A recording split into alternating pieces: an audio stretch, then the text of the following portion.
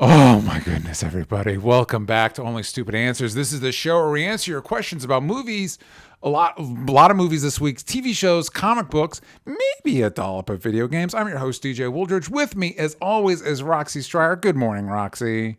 Good morning, DJ. Oh, what a week. What a week.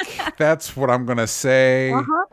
To that, listen, gang, what we're going to be talking about is there was a lot of announcements for CinemaCon, which I don't think we've ever covered before on this show. CinemaCon felt huge this year. Yeah. I remember, I think that 2 years ago, DJ, you and I talked about the reactions that came out of people watching Flash at CinemaCon. That sounds right. That sounds right.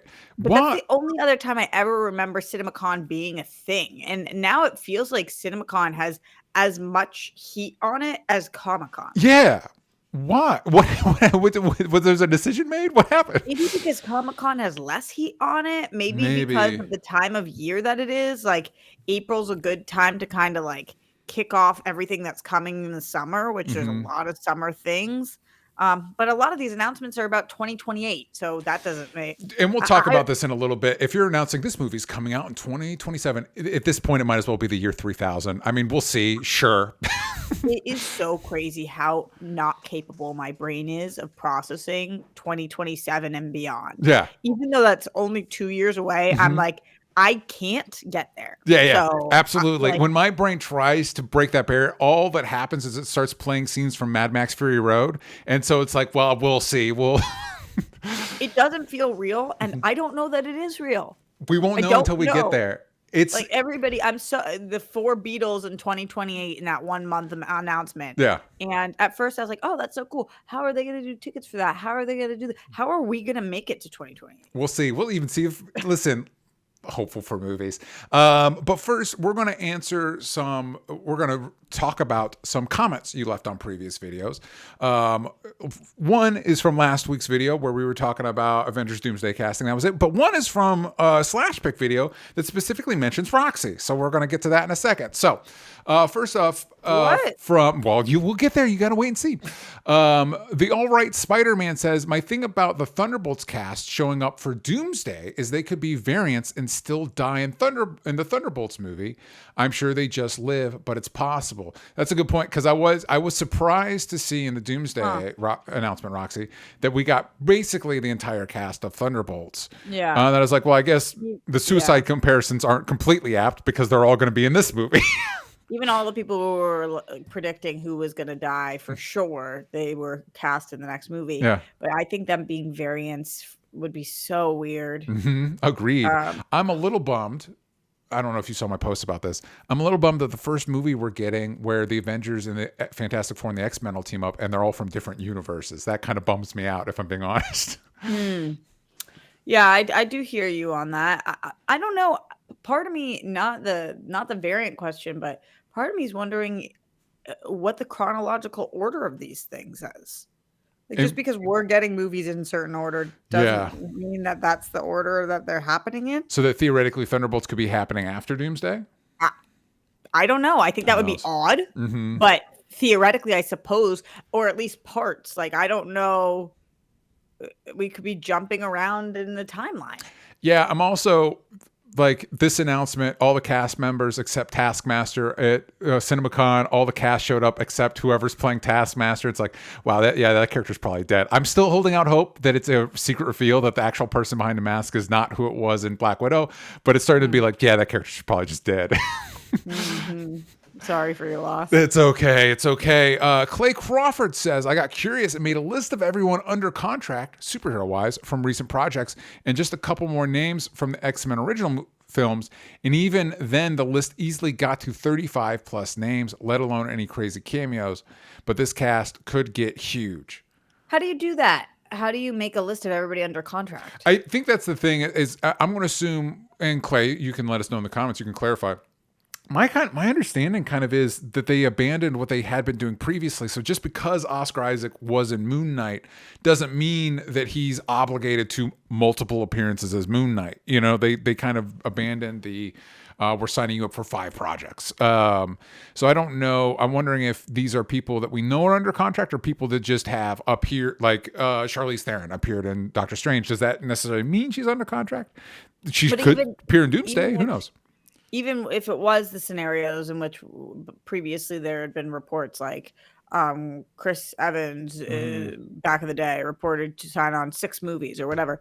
Um, we don't have that for everybody. It's not like everybody we could access their contracts or have announcements about how long. So I'm just super curious how you could possibly go about looking into everybody's contracts. Yeah. Also, Unless you know something we don't know and then spill the tea, babe. spill the tea. Also, if you're one of the Eternals actors, are you bummed? Are you bummed that you're not one Eternals made it through the through the gauntlet? I don't think so, because think about who the Eternals actors are. Yeah. You don't think Angelina Jolie is crying into her Eternals paycheck? I think she is crying, but I think it has more to do with all the Other things. No, just like even think about Barry Keoghan's huge Beatles movie. Like, he's gonna be a Beatle. I don't. All of the Eternals are like wildly successful. I don't think. Yeah. And also, I think right now, actors know that this is a huge rebrand moment for Marvel. Yeah. And I think some of them, of course, would love to be a part of that. Like, I heard that Carrie Coon was offered did you see this article? Yeah, they wanted her to come. I don't even know how this worked, by the way, because my understanding was Endgame was filmed at functionally the same time as Infinity War, but it was I believe, and Roxy, you can correct me, it was an interview with her husband, Tracy Letts, who was like, yeah, she was offered to come back for Endgame, but in Infinity War made all the money, and so like, is she going to get paid more? And they're like, no. So she's like, nah. And I'm like, well, that's a good call, because I couldn't even tell you. I'm not like, oh yeah, Carrie Coon, Proxima Midnight. That's not what I think of Carrie Coon. Totally, and that he said that they were like, you're lucky that we're even offering you to come back, and it's like that's not the way that it works anymore. Because honestly, Carrie Coon being in White Lotus is a bigger deal for her than her being like side character in Marvel. Did she have lines in I don't Infinity even know. War? I don't even know, but like right now she's all the rage and all the talk. So, I just think that it's very, very different. And they think that they are like this gift to the planet Earth, and if you could be within a mile of them, then you're lucky. Which is not how it works with talent. Yeah. So, I'm kind of curious what that looks like from here, but I don't think a single one of the Eternals is like, no. Although I think they probably are bummed there was no Eternals 2, because it seemed like they all liked working with Chloe and themselves. But I don't think they're like bummed to not move forward in the MCU. What do I know? That would just be my guess. Yeah.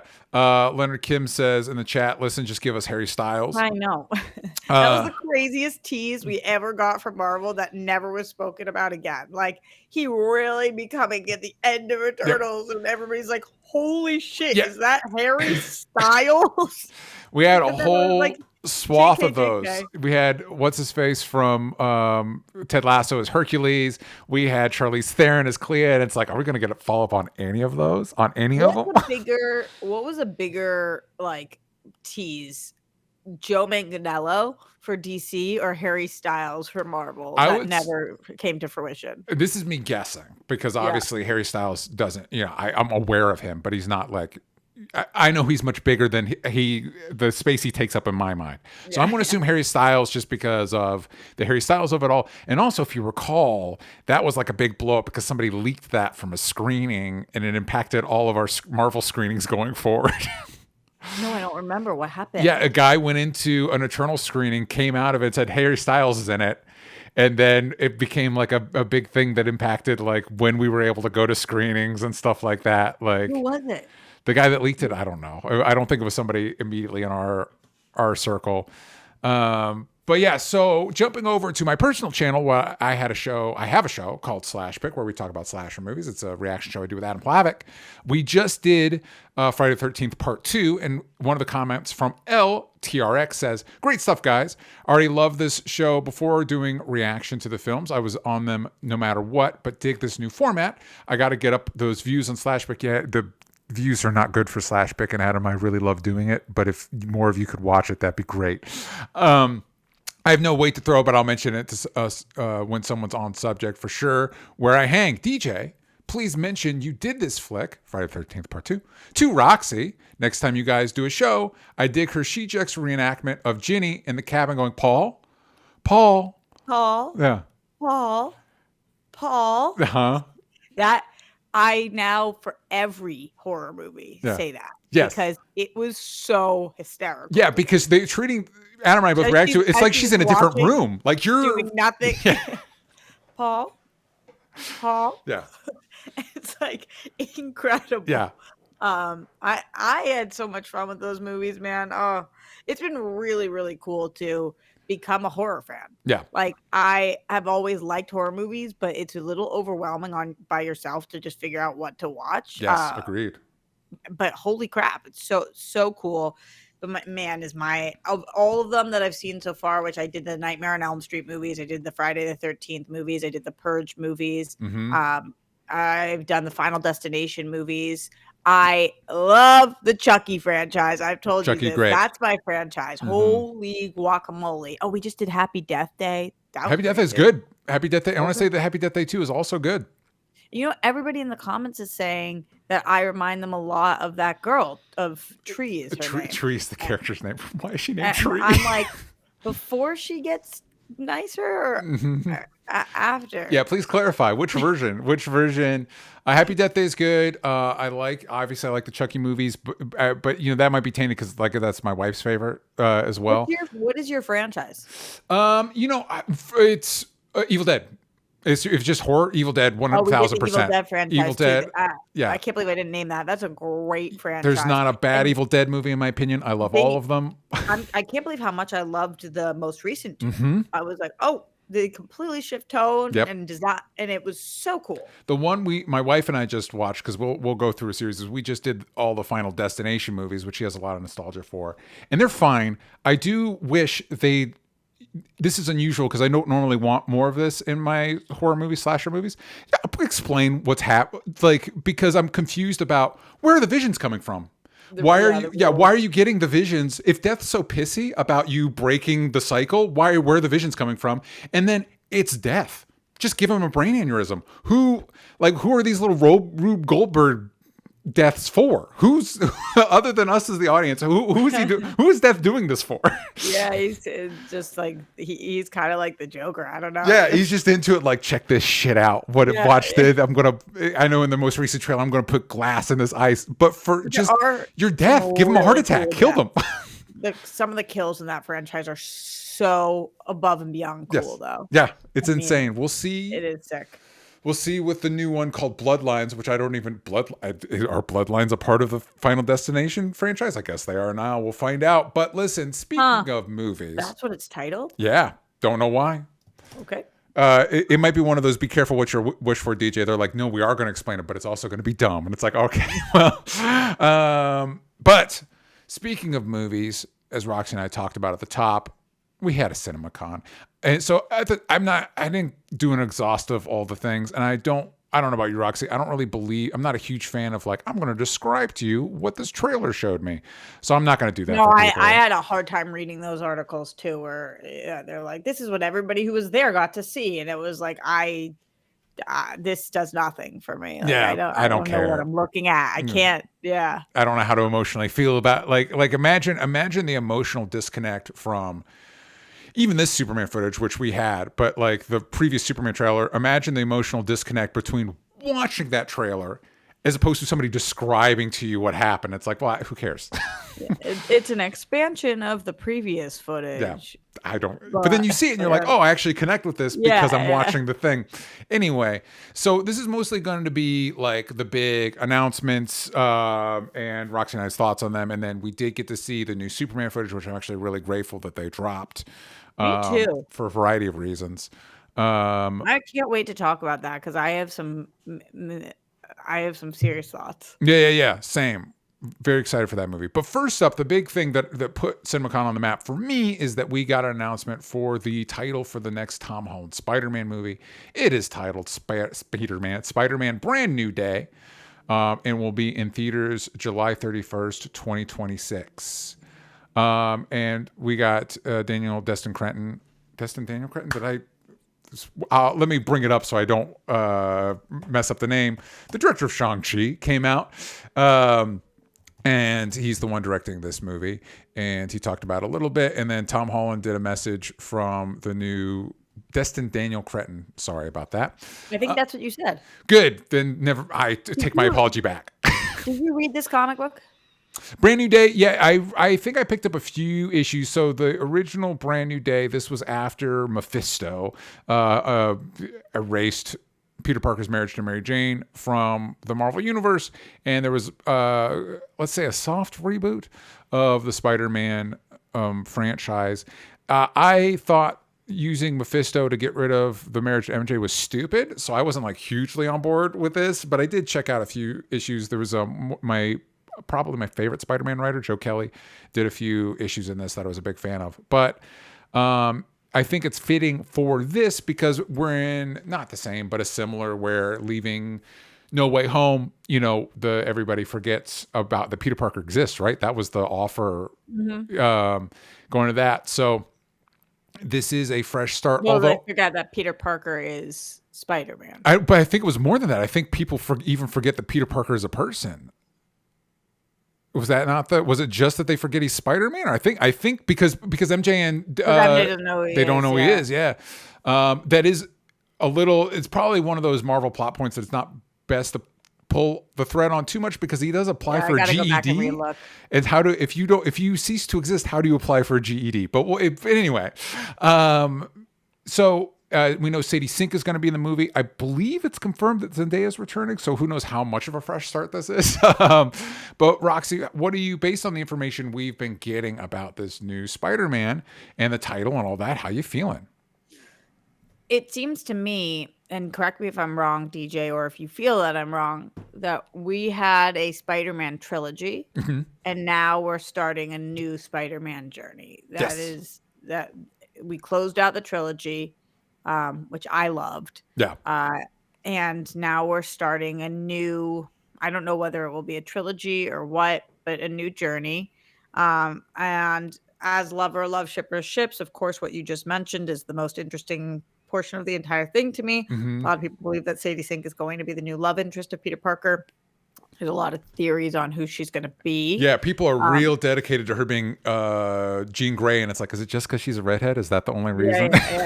Yeah, I don't know. But I have a really hard time moving on from love interests, and especially because of their real life connection. I really, really, really want him with Zendaya. Yeah.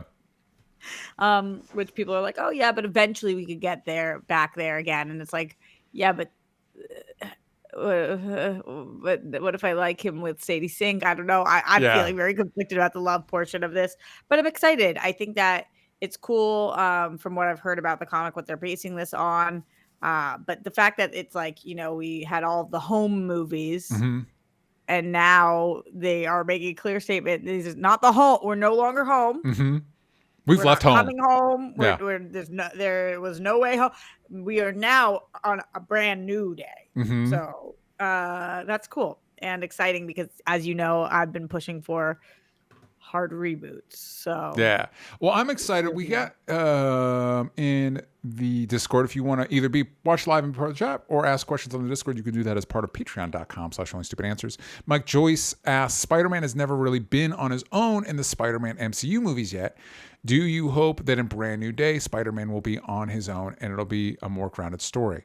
What do you think they're asking about when they say on his own? Like on his own, like no Doctor Strange, Nick Fury, Iron Man, like no Avengers showing up. Here's the thing: do I want a more grounded story? Yes, but I desperately need him. I need a movie of Tom Holland's Spider-Man teaming up with Charlie Cox's Daredevil. I need it now with Born Again more than ever.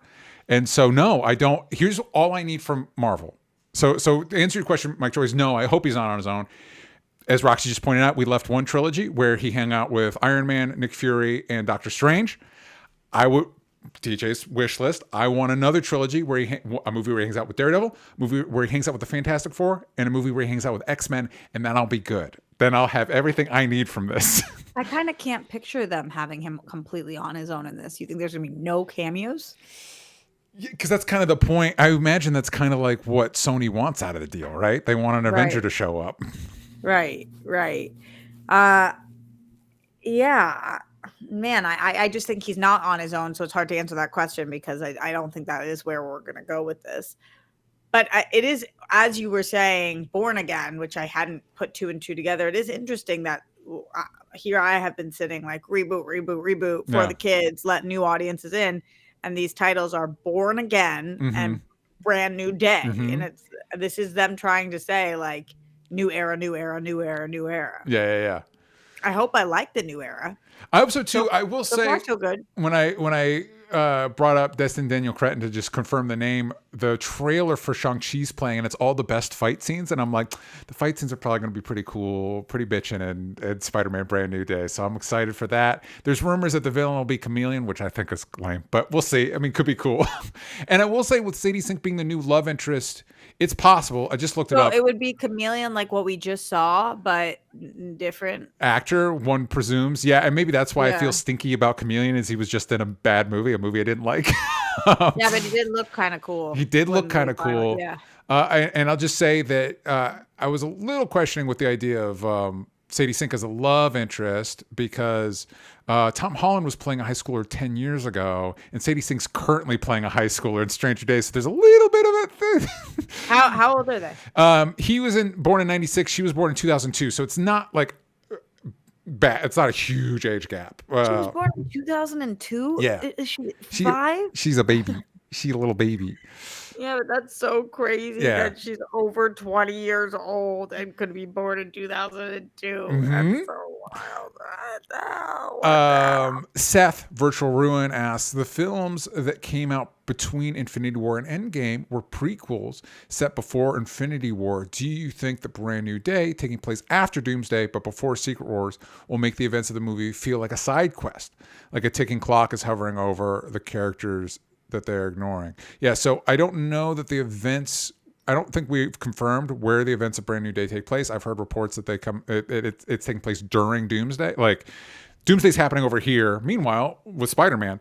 Because you don't think he's going to be in Doomsday? Right now, he's not been confirmed, although they have said that the full cast hasn't been announced. Although I'm pretty sure, my understanding is the Odyssey, Chris Nolan's The Odyssey is filming at the same time as Doomsday. And if I'm Tom Holland and I have to pick between an Avengers movie or a Chris Nolan movie, I'm picking a Chris Nolan movie.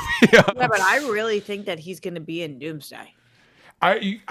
We'll see. To me, because his movie, I don't know when it's taking place, but it is releasing in between Doomsday and Secret Wars. It would make sense to me. How are you going to explain how he wasn't there, DJ? Well, it depends on because I mean, for all we know, all of our Avengers people are going to get sucked off into the Fox X-Men universe, so they might not even be in our universe a bulk of the movie. We don't know. He's the only one who didn't. I mean, not the only one. News we can tell, like Moon Knight's not. Like, there's a bunch of Doctor Strange isn't. That's even a weirder one. So if I would assume he's not going to be a Doomsday, but his movie's going to tee him up to be in Secret Wars, because there's no way he's not going to be in Secret Wars. He's definitely going to be in Secret Wars. Your guess is that he is not in Doomsday at all. 0 screen seconds. Maybe a post credit, but I truthfully, I would assume yes or no that he's in it. I would assume no, he's not in it, and the post credit scene for Brand New Day tees him up to be in Secret Wars. Okay, I think he's going to be in it. Let us know in the comments. Do you think he's going to be in it? Because they like money. You know what? Traditionally, weirdly, studios, big fan of, from what I hear, big fan of money. I don't think they need him. They have so many other people, but he's the biggest that they have. I don't know. They have RDJ as Dr. Doom in there. I mean, character. Yeah, that's true. That is true. Staying in the Spider-Verse. This is the fun one. So we got Roxy. Remember when we were hearing about how what was it? Across the Spider-Verse and Beyond the Spider-Verse were being made at the same time, and they're going to be released a year apart. Well, buckle up, everybody, because Beyond the Spider-Verse is coming out on June 4th, 2027. if we get there. This was the one I'm Yeah. like, sure. I mean, if we make it 2027, I'll take that little treat for myself. Yeah, I'm so with you. However, I'm glad they said something True. Yes. because people have been like, "What's happening here?" So at least for now, this is what's happening here. Yeah. I'm hopeful, and I'm sure you feel the same way. Wow, Across the Spider-Verse came out in 2023, so that's going to be 4 years between those movies. It'll be great. It'll probably be great. We're probably all going to love it. How many years were there between 1 and 2? I think a similar amount. Let's see. Ba, ba, Yeah, but there was a ba. pandemic, so I There think was it a would be pandemic. So 2018. Yeah, you're right. That is different. So that was about 4 years as well, right? I'm good at math. 2018 till when? 2023. So that's 5 years. But as Roxy pointed out, pandemic, and so now there's going to be 4 years in between Across the Spider-Verse and Beyond the Spider-Verse. And I'm hopeful that this just means that maybe they're a little less. It's a little less taxing for the animators, because I know that apparently Across the Spider-Verse was a little bit of a pain. I think I saw that a meteorite is coming towards us. Just today, is that I believe I think last. I saw this. Oh, This okay, I don't know if morning. it's a new one. The last one I heard was coming towards us. Apparently, is not going to be an issue. Might hit our moon apparently, but that's what Saw the moon's this there morning for. something, and I was like, I'm actually going to choose actively not to read this. Yeah, exactly. I'm going to pause on that. I've had to do the same thing when I'm like, you know what, I can't. We'll deal with that one later. This feels like tomorrow me problem. Yeah. What am I going to do about an asteroid? Not a goddamn thing. Or like the other one you'll get is like, could this super volcano erupt in 20? All right. Well, I mean, what am I going to do about that? So I guess we're just going to let it ride. Like Joy says 2031, I think. Yeah, I saw that Cool. too. Well, buckle up, everybody. The good So at news least we'll have is, these movies by then. yeah. And the good news is, it's not like we're slashing science programs for the people that might have the insight or the knowledge to do something about that. Yeah, don't worry. It's not like, no, I'm not going to get into it. Keep an eye on bird flu, everybody. Anyway, here's let's talking about movies. I did not pull when this is coming out. It sounded like Roxy knew. We're getting not just one Beatles movie, not just a trilogy. We're getting 4 separate Beatles movies. It's directed by Sam Mendes, who's a director I often like. We're getting Paul Mescal as Paul McCartney, Harris Dickinson as John Lennon, Barry Keoghan as Ringo Starr, and Joseph Quinn as George Harrison. Roxy, do you think all 4 of these young men auditioned for John Lennon and then they just slotted it? They're like, well, you're not John Lennon, but you could be this guy. No way.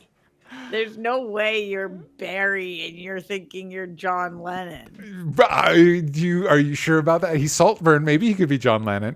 No, listen, he to me is the most attractive of them all, but he's not John Lennon. That's fair. I'm a big Harris Dickinson fan. He was my favorite part. What was that? Murder at the End of the World. He really. Oh my God, I've been telling everybody I don't know who he is, and I loved that show. Yeah, every time he's not one that's like really on my radar, but every time He's he in shows. Baby Girl, and he was in another movie that I didn't see, and everybody loves him. And I was like, I never saw him. I didn't realize he was in the show. Who is he in Murder at the End of the World? He's the guy. He's the guy that gets killed. He's the boyfriend guy that we see in flashbacks. He was also in. He's in the Iron Claw. He doesn't get a lot to do in that, but he was also in Triangle of Sadness, which he's excellent in. Yeah, but he's one of those people that, like, if you told me that name, I'd be like, who? But then I see him, I'm like, oh, I love this guy and stuff. He's really good. Yeah, I like this entire cast. This is 4 movies in 1 month in 2028. That's interesting. Yeah. And they're each based on one of them. So I'm curious what the timeline of this is, if there's going to be an order you're supposed to watch them in, or whether it's kind of like you see what you see. So part of me is, I'm not a huge fan of musical biopics. They feel very. What would be your favorite? What would be one you didn't like? My favorite musical biopic is Walk Hard, the Dewey Cox story. Because I also feel like I can't believe we still do musical biopics in that format when that movie so thoroughly eviscerated it. Like, but no, actually, what was the one? Well, Aaron Taylor Johnson was in one about young John Lennon, directed by the woman that is his wife, and I thought that was good. because it shows a very specific. We're Time looking at period. John Lennon at this like year of his life, Mhm. and I thought that was good. What was another? Yeah, I just think that. So for me, when I see this, it feels to me like we're going to marry the very formulaic musical biopic genre with the new Hollywood formula, which is like IP, multiple movie crossover stuff. And so it just feels very. That said, another movie Sam Mendes did that was very kind of gimmicky as he did 1917, which was all, one take. It was all filmed as if it were one take. And I actually really liked that movie. So maybe this will be good. Roxy, I feel like we've had a conversation. You're a Beatles person. You're a Yeah, Beatles yeah. fan. Are you excited? Are you ready to see I four am. movies I'm in really 1 month? curious about this. I don't know what we're getting here. Yeah. So I like this cast. I like this director. I like anything different that kind of breaks the mold. I know you're calling this very formulaic, but I've never seen a series of 4 movies drop in 1 month in theaters. Yeah. So I don't know what that will be like. I don't know. Could be really fun.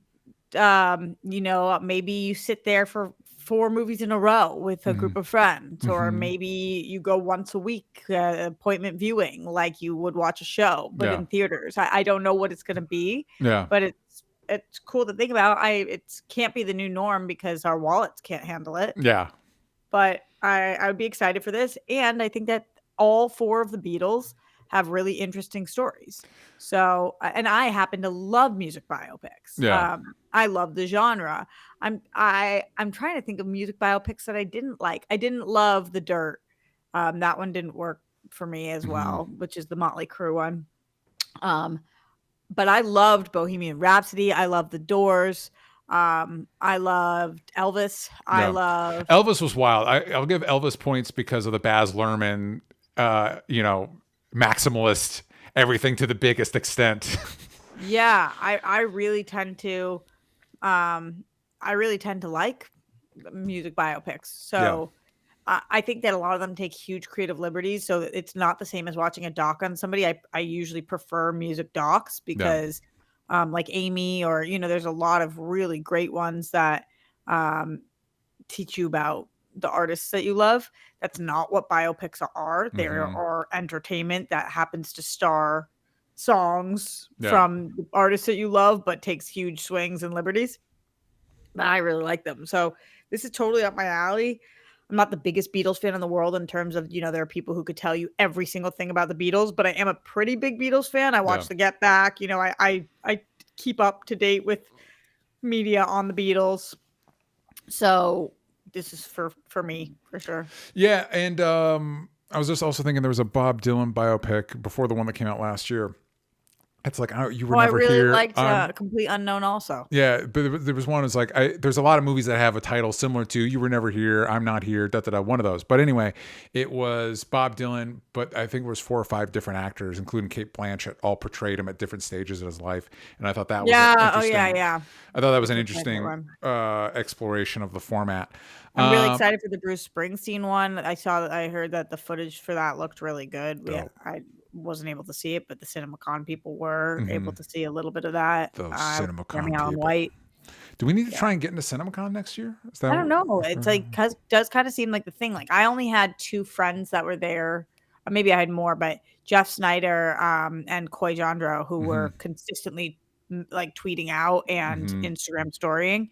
And I was like, holy shit. Like this is a lot of information. Yeah, I also like the tradition of, even with the Beatles, who are some of the most iconic, I would say iconic looking musicians on the planet, the tradition of like, yeah, but we're going to cast people that are hotter.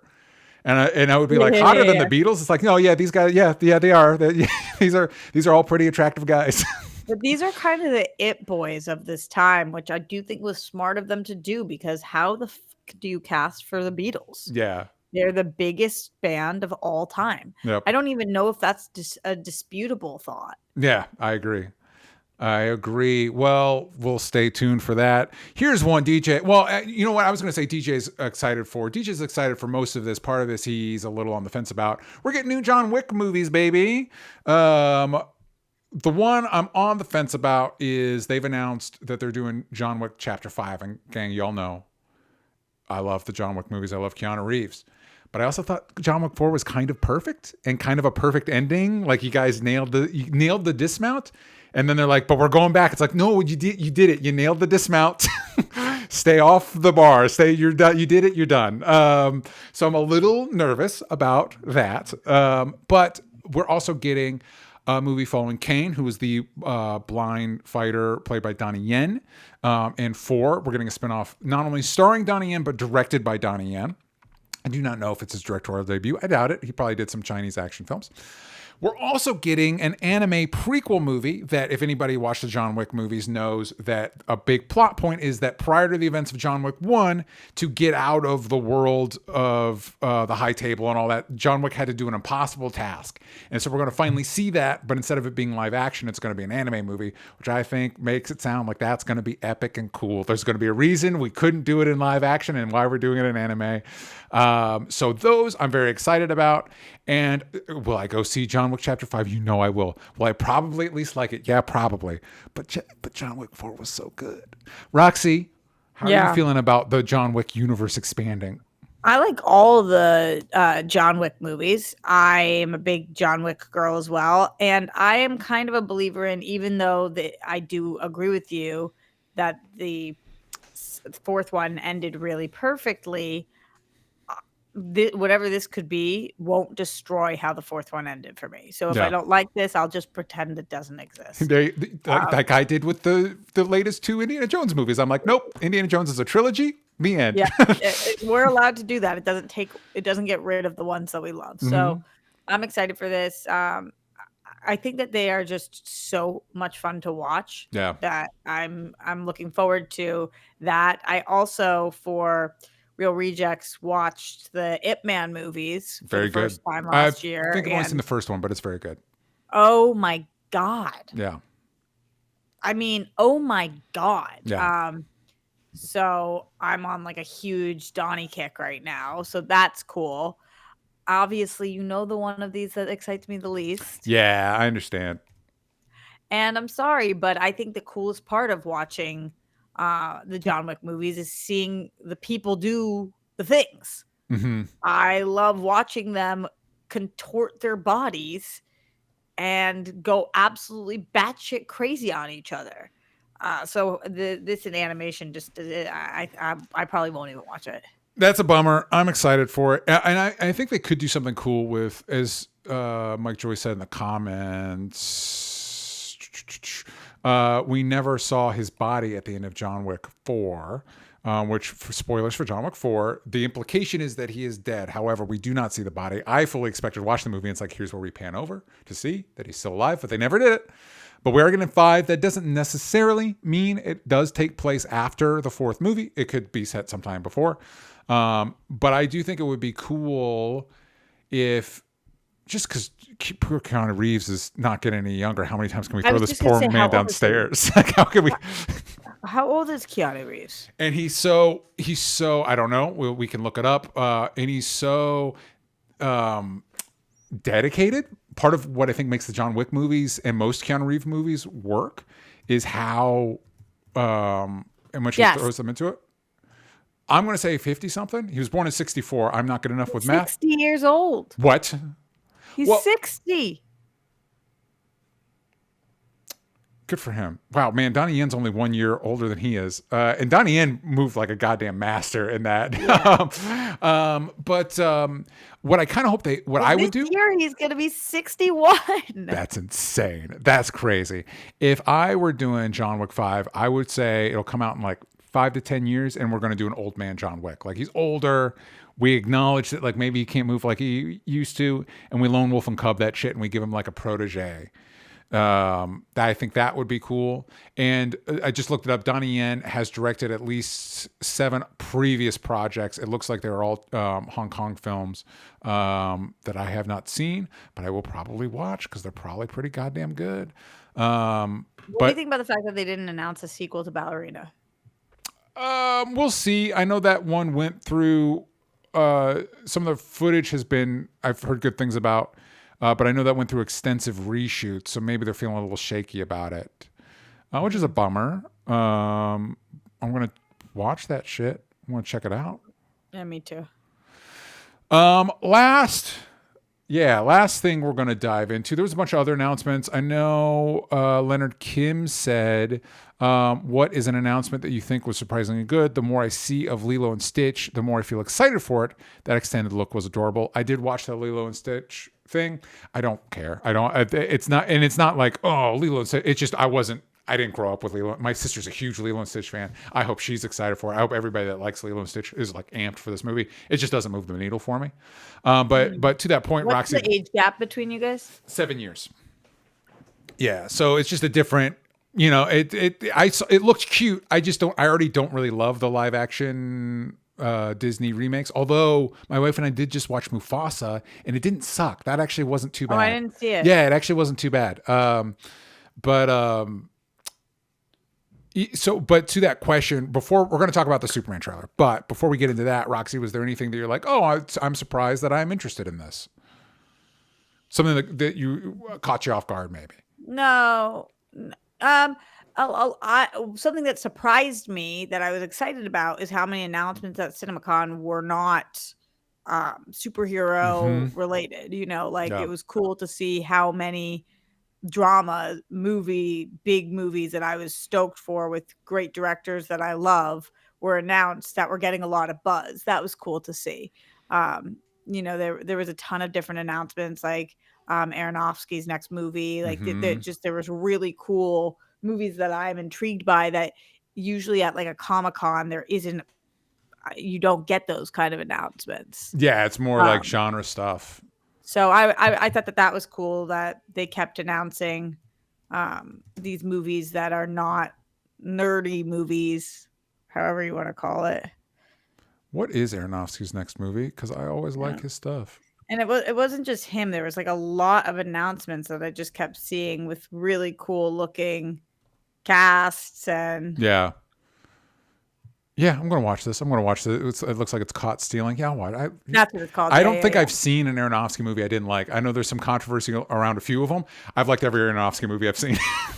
You get the general thing I'm saying, though, which is just like at a con. Yes. You're not thinking about an Aronofsky movie or whatever. Well, to your point, one that kind of caught me off guard because it's just not been on my radar. But the more I hear about Maggie Gyllenhaal's Bride of Frankenstein movie, it's like that sounds really up my alley. I feel like really that doesn't. It is a little bit more genre adjacent than what you're talking about, but it's one of those. Yeah, it is, but it's still not like the biggest, nerdiest. Yeah. So it's cool to have a con that it feels like it's for cinema lovers, not just for comic lovers. Well, speaking of the biggest, nerdiest comic lovers, not cinema lovers, let's talk about that new Superman footage that thankfully they dropped and I didn't have to read a synopsis of. I could have just. What are we calling it? Calling which? This? Is it Superman footage? Is it Superman? Yeah, I think extended footage. I think when you looked it up, when I saw it on YouTube, it was like extended look or extended footage or whatever. Because it's basically a scene, right? It's a scene we see. So for people that didn't see it, to the point I've been making the whole time, go watch it and then come back. But I guess if you want to hear me describe it to you, it follows up. It's the scene that we saw in the trailer where Superman falls in the Arctic and he whistles for Krypto to come. And then I like the expansion on it because, as any dog owner knows, dogs are beautiful, wonderful, loving creatures that can also be a huge pain in the ass sometimes. And so I love that when Krypto arrives, in the trailer, it's just so emotional. Krypto comes and saves him. In the extended, we see Krypto be a dog and he like wants to play, but Superman's like ribs are busted. You know what I mean? And so he's like pouncing on him. Into the fortress. And then we see the extended scene with him with number 12. The robots, which are great. Yeah. The bots. We see him say, thank you, and use his manners. And then we see them use the yellow sun to try to heal him. And that's pretty much where the new extended scene that we get. And then we get what we previously got in the trailer with some extra beats and moments. Little extra beats and moments, 100%. Roxy, what did you think actually, of this? DJ, I do think it's interesting because you and I are the same, where we don't we're like, yeah, we're just going to watch it. But there's tons of people in the in different communities that aren't able to see trailers, who Yeah. probably love having podcasts described, because how annoying is that if you just are not describing what happened, you're just talking about something. Hmm. So, maybe there's some people who are like, please describe it to me. That's how I take in information. So Yeah. So there you go. that's there you go. Roxy gave a good summary of what we saw. Roxy, how'd you feel about it? Um, I feel two different things. Okay. I feel so many different Yeah. things. Number one, I'm so effing excited for this movie. It hurts. Like, Yeah. I can't deal with a heartache on this. I need this to be what Hmm. I'm hoping it Yeah. is, Yeah. Yeah. based on what they've shown You're like, me. please, James, I need a win. God damn Yeah, it. yeah. I love this footage. I loved this scene. I think that it is so smart to introduce us to Superman while he's being a Superman. Hmm. Like, this is what humanity aspires to be. Yeah. And he's supposed to be the best of us, even though he isn't us. Hmm. And watching him be injured, which Superman is allowed to be. Yep. People are like, Superman's supposed to be. No, this is exactly how Superman is supposed to be to me, Yeah. which is that this didn't kill him, Hmm. but he's hurt. Yeah. He is hurt. He's down and out, but he's not staying down. I love with Crypto also. I think it's accurate, but it's also endearing. Like, Hmm. that's what a man's best friend is for. Yeah. When you are down, they don't let you stay down. They Hmm. don't let you just lay that they're like, "No, I'm a puppy. Yeah. Get up. Yeah. Come on." Anybody who's ever had a pet, a kid, a little cousin, anything, knows this feeling of like, "Ugh, just let me rot." And they're Hmm. like, "No, Yeah. I'm not going to do that."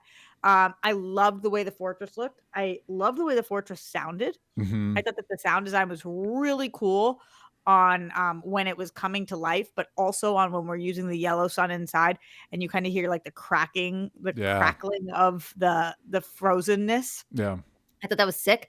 I think it's really great that we watch how kind and polite. It's like, they ask you now, how do you treat your Alexa or your Yeah. Siri? Yeah. Like, we're watching it, and the robot's like, you don't have to say that. I don't appreciate that kind of thing. But Yeah. that's who he is. That's who Yeah. he is. He's a please and thank you kind of guy. So I just thought that every second, every moment, I thought was so great to watch. I feel like this is my Superman. Hmm. I feel like I love how many wide shots that we use. Yeah. It's not all ECUs, which I like an extreme close up, but I feel like every movie now just uses that over and over again because they don't want to paint the scope of the world. Yeah. And this is Superman, and this is our introduction to the DCU. So you better show me the world. Yep. And they do. They pull out over and over again, which is so cool to see. I'm so excited for this version of Lois, and I've never been excited for any version of Lois. Yeah. So just going forward to some of the other footage. So in general, this is such a W for me. Yeah. But I want to get off of the internet because I can't get over how many people hated this. And I'm starting to think they're all bots because I don't know how that's humanly possible. yeah. So anybody who loves this is an idiot. Anybody who likes this is clearly for little kids and little kids only. Superman can't get injured like this. If he was in pain, he would be in pain while he's healing for 2 seconds. This is not realistic to who he is. Crypto is so annoying. Why would they have a dog in this? And I'm like, am I on a different planet than you guys? Yes. Am I on a different planet? Because why do you hate this so much? And is this all about Snyder? Because it can't be. Like, Yeah, no, I feel so confused when I love something so much and then I go to the internet and people are shredding it like it's garbage. I don't get it. Yeah. I agree. I haven't really seen a lot of the comments, fortunately. I didn't really look at that. I've just been basking in my own feelings. I've been basking in my own feelings. I think a lot of people will get over that because I think, it's hard to wade through a vocal minority. And I say vocal minority because you got to remember there's a reason DC was in crisis the entire Snyderverse run because they weren't making the money they wanted to make. So they clearly weren't. That wasn't the Batman v Supermans and everything weren't resonating with a lot of audience members. They did with some, and I think a lot of that. When it comes to frustration with the Snyderverse fan base, I think with people like me in particular, that fan base kind of aligned with like a manosphere anti-woke online The coalition other of thing people. everybody kept saying, DJ, this is so woke. This is so woke. And Get out of here. I feel like I don't even understand the definition anymore because I'm like, what? Yeah. What part? Yeah, I think I have a feeling that this movie's going to do quite well if it can. There's external circumstances going on right now. If any movie in July of 2025 can do well, I think this movie can do well. I'm with you, Roxy, in that I thought this was interesting because it does let you know, like, hey, you know that James Gunn humor y'all like? That is in this movie. It's here. We have it with crypto. We have it with the robots. I do have one little nitpick with the jokes. I also thought it sounded like Alan Tudyk as the first robot. I think it was either he was 12 or the robot he points to is 12. No, 12 is the girl robot. Is the new one. Okay. I love the bit, like you pointed out, where Superman's like, thank you. And he's like, you don't need to say that to us, Kyle. We're machines. We don't have emotions. That doesn't mean anything to us. They then immediately follow that up with the other robot being like, oh, he looked at me. And so I was like, well, time out. Do they emote or do they not? Hold on. I said the same thing. But I did think it was still cute. Both were cute jokes. It's just they kind of counteract each other. But it's a nitpick. Apparently the robots called him Superman and not Kal-El, and people were pissed about that. Who cares? No, they don't. They don't. Here's the thing, Roxy. Here's the thing that we all need to remind ourselves. They don't care. They really don't care. That's not what bothers them. That's not why they're mad. And it's frustrating too, because you can go down the litany of things, all the stuff that people, when they're saying, I get frustrated when people are like, oh, don't make things political. Here's an example. I just finished a video game called Dragon Age Veilguard, which I enjoyed. What? Dragon Age, the series is Dragon Age. This game is the Veilguard. So it's Dragon Age the Veilguard. Okay. I just finished it. It's an action RPG series. I've enjoyed pretty much every installment. And I liked it. It wasn't my favorite installment of the series, but I liked it. And I saw an article, I was reading up after, and I saw an article when it had some weird political stances. And the weird political stances, there's a non-binary person in it. That's not political. That's not. So I'm tired of people being like, don't get political. Acknowledging. I believe it's political, which I don't. Yeah. It's not a stance. Yeah. It's that and that's the thing. When people get mad at us, like, oh, don't make things political. Guess what? I didn't. I might have acknowledged that other people exist in the world, but that's not a political stance. That's an acknowledgement of reality. And so I think that but the thing is, they don't care. That's not what they care about. Yeah. So it's like, you don't care. I don't believe you. When people are like, they call him Superman, not Kal-El, and that makes me mad. You don't care. You don't care about that. You really don't. Stop pretending like you do. You don't. And it's okay if you don't like this. It's okay if that's not for you. That's fine. Man of Steel wasn't for me, and it was for some people. That's fine. But you can let us have it. And I have a feeling this is going to do better than Man of Steel did, because it's a little bit more, sorry, not to use this word, inclusive. But I mean, like, as in, it's not as, Man of Steel was actively like abrasive to some audience members, intentionally so. Like, this is going to be a darker, grittier take. Like, that was the intent. This is not that. And so I think it's going to reap the rewards of that decision. That's my thought. None of us can predict the future, but I know I'm excited for it. Remember, DJ, did you like Man of Steel? I really wanted to, Roxy. Really wanted to. I own it on Blu-ray. I saw it 2 times in theaters. I really want it. You know, something I can give Man of Steel? I do think, as excited as I am for this movie, I do think the Man of Steel suit looked cooler than this suit, personally. Zack Snyder's good at those things. The suit stuff, they looked cool. Yeah, it did look cool. Yeah. It did look cool. But I think this right now, and I've been tricked before, but right now, this is the Superman movie I wanted Man of Steel to be, or at least the Superman movie I need right now in my life. Like, yes, this is what I want. Thank you. Yeah, I'm so disgustingly excited for this. I cannot handle a heartache on this one. So come on, James. James, please give us a win on this one. But like I said, there's a bunch of other stuff that came out in the comments. Let us know what excited you most about CinemaCon 2025, what you're most excited about. We didn't have time for it, but I did want to touch on, because I know it's a huge deal within the umbrella of stuff we talk about, the Switch 2 announcement, and how there's a lot of ups and downs with that, with the tariffs and all that stuff. But as much as an expert in video games as Roxy is, I did want to bring somebody on that might be a little bit more dialed in than Roxy and I are. So I'm hoping maybe a future episode we can do Switch 2 talk for those that are excited for that. But if you're excited for the Switch 2, let me know. Let me know in the chat. I know a lot of My people. poor, the woman I'm a conservator to yesterday, I'm sitting at Grammy's and her next door neighbor, who I love that I'm the conservator, came running in and she said, I have to buy all of my perfume by tonight.